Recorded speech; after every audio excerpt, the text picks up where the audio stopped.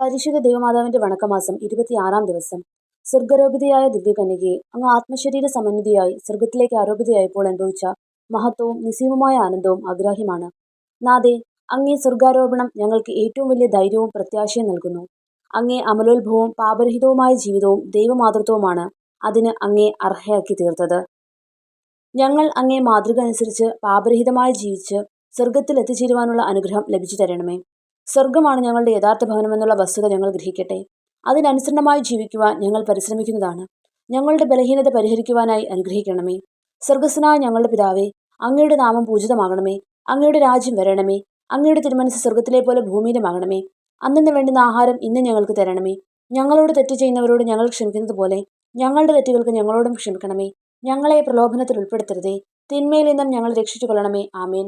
നന്മ നിറഞ്ഞ മറിയമേ സ്വസ്തി, കർത്താവ് അങ്ങയോടുകൂടെ സ്ത്രീകളിൽ അങ്ങ് അനുഗ്രഹിക്കപ്പെട്ടവളാകുന്നു.